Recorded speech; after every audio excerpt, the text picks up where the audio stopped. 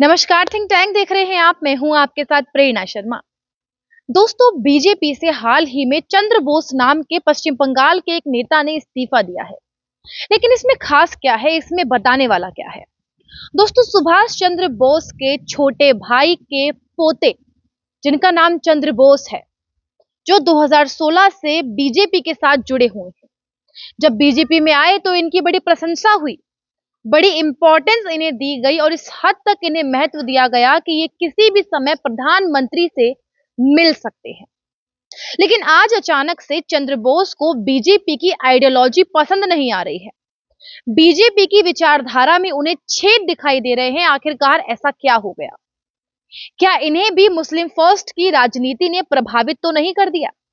क्या ये भी वही बिन पैंदे के लोटे तो नहीं है जो टीएमसी, कांग्रेस, समाजवादी पार्टी और ऐसी पार्टियों में लुढ़कते डोल रहे हैं? आखिरकार क्या है इसके पीछे का कारण, ये बताएंगे आपको आज की इस वीडियो में। और आखिरकार क्यों हम इस मैटर को डिस्कस कर रहे हैं, क्या है इसके पीछे का कारण, ये भी आपको बताएंगे। दोस्तों, जनसंघ के समय से ही बीजेपी ऐसी पार्टी रही है जो ढूंढती है और देखती है ऐसे कौन से लोग हैं भारतवर्ष में जिन्होंने देश की स्वतंत्रता के लिए अपनी जान न्यौछावर कर दी है, जो देश के सामाजिक कार्य में बढ़ चढ़कर योगदान देते हैं, देश के समाज के लिए डट कर खड़े होते हैं। और बीजेपी चाहती है कि ऐसे लोगों के परिवार के जो सदस्य हैं वो पार्टी में आए और देश का भला करें। अब ऐसे में कई लोग तो अपनी इच्छा से आते हैं, ये सोचकर कि हमें सच में देश का कुछ भला करना है, अपनी आइडियोलॉजी से, अपनी सोच से और अपने कामकाज के तरीके से। लेकिन ऐसे में कई लोग ऐसे भी आते हैं जिन्हें स्पून फीडिंग चाहिए और उन्हें हर चीज चुटकी बजाते ही चाहिए, जिनके अंदर सब्र नहीं है, जिनके अंदर पेशेंस नहीं है, जिन्हें हर चीज हाथों में चाहिए और अपनी आंखों के सामने चाहिए। अब उन्हीं में से एक है नेताजी सुभाष चंद्र बोस जी, जिन्होंने देश के लिए क्या कुछ नहीं किया वो हम सभी जानते हैं।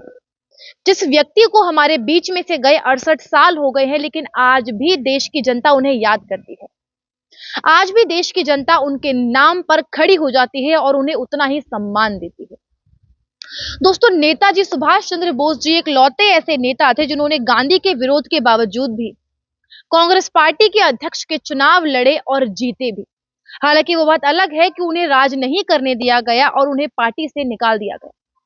उसके बाद नेताजी सुभाष चंद्र बोस जी ने देश के बाहर जाकर आजाद हिंदू फौज नाम से एक फौज खड़ी करी, ब्रिटिशर्स के अगेंस्ट में लड़े, उन्हें हराया और देश के पहले प्रधानमंत्री बने, हम सभी जानते हैं।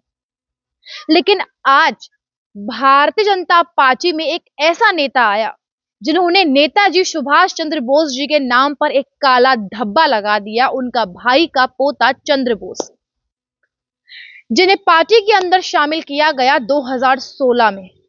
लेकिन शायद उनकी हर चीज जल्दी पाने की इच्छा, केवल मलाई उन्हें खानी है, मलाई का स्वाद उन्हें चाहिए, लेकिन मलाई निकालने में जो मेहनत लगती है वो उन्हें बिल्कुल भी नहीं चाहिए। दोस्तों, बात करें चंद्र बोस की तो 2016 में ये पार्टी के अंदर आए और इन्हें पश्चिम बंगाल की राजनीति में काफी एक्सपेरिमेंट करके देखा गया।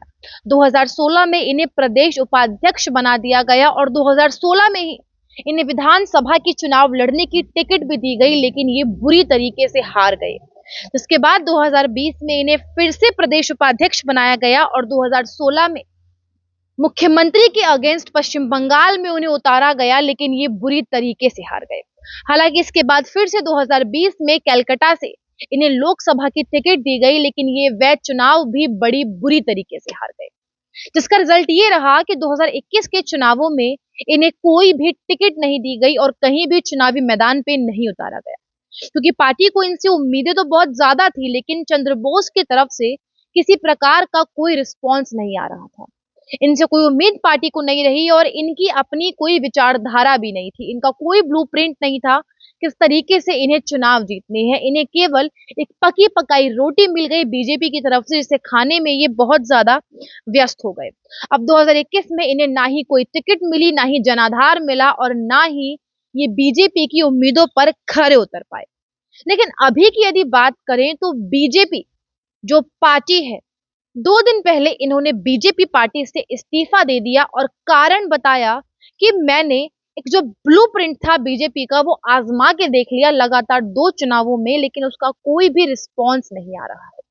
यानी कि चंद्र बोस जी कह रहे हैं कि जो ब्लूप्रिंट था इनका वो आजमा के देख लिया है।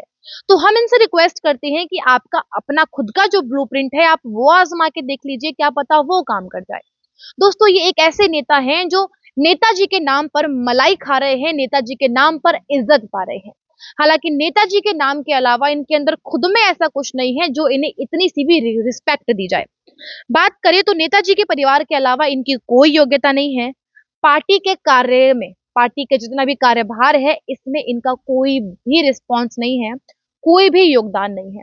कोई सामाजिक कार्य में इनका योगदान नहीं है, पार्टी के विकास कार्यों में इनका कोई भी योगदान नहीं है।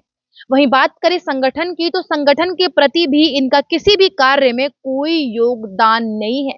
और अब पार्टी छोड़ने के बहाने इनके सुनिए, इस तरीके से पार्टी छोड़ने के बहाने बना रहे हैं और कह रहे हैं कि बीजेपी की आइडियोलॉजी मुझे पसंद नहीं आ रही है। बीजेपी इंक्लूसिव पार्टी है और बीजेपी को अब जरूरत है मुसलमानों के वोट की। बिना मुस्लिम वोट के बीजेपी कुछ भी नहीं कर पाएगा। ये वही चंद्र बोस हैं जिन्होंने 2016 में बीजेपी बड़ी छाती चढ़ाकर ज्वाइन की थी। उस समय भी बीजेपी की यही विचारधारा थी और आज भी बीजेपी की यही विचारधारा है। लेकिन आज पार्टी छोड़ने के बहाने ये इस तरीके से बना रहे हैं कि इन्हें बीजेपी की विचारधारा समझ नहीं आ रही है और दुनिया को पता है बीजेपी की आइडियोलॉजी क्या है।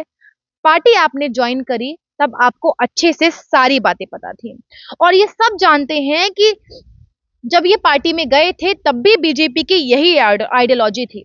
आपने बीजेपी की टिकट्स पर चुनाव लड़े, आपने बीजेपी के लिए वोट भी मांगे, आपने बीजेपी में रहते हुए प्रधानमंत्री की तारीफ करी, नरेंद्र मोदी जी की तारीफ करी, लेकिन आज आपको बीजेपी की आइडियोलॉजी पसंद नहीं आ रही है।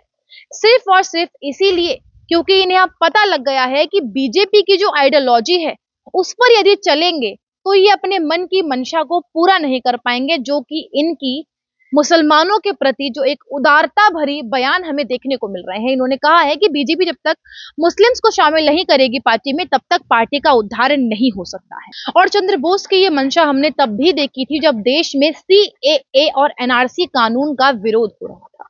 उस समय इन्होंने खूब पार्टी का विरोध किया, प्रधानमंत्री का विरोध किया और उन सभी लोगों के समर्थन में आके खड़े हो गए जो शालीन बाग में और सड़कों पर सीएए और एनआरसी के विरोध में बैठे थे, क्योंकि इन्हें पता चल चुका था कि बीजेपी में अब इनके लिए कोई भी जगह नहीं बची है।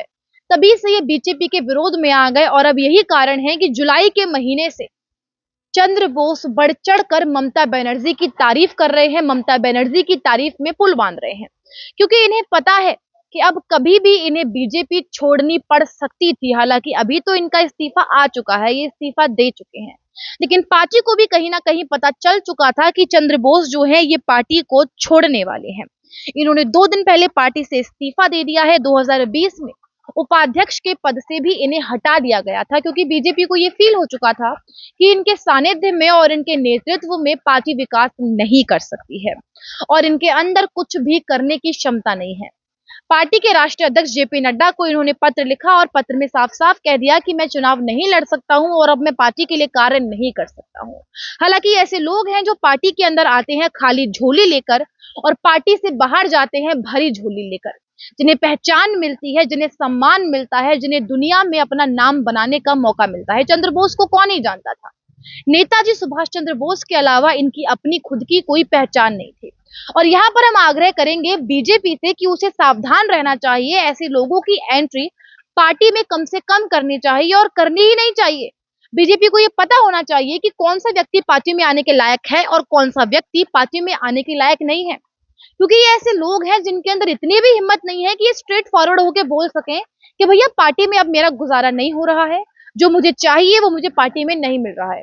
ये ऐसे लोग हैं जो पार्टी में रहते हैं और पार्टी से जब जाते हैं तो पार्टी को गाली देकर और पार्टी को लात मारकर जाते हैं, क्योंकि ये फुहड़ता की इतनी बड़ी मिसाल है इस तरीके के अनपढ़ नेता जो पढ़े लिखे होने के बावजूद भी इतने गट्स नहीं रखते हैं कि अपनी बात को किसी के सामने अच्छे से और शांतिपूर्ण तरीके से बोल सके। इन्हें बहाने चाहिए और बहाने केवल बीजेपी को गाली देने के हैं।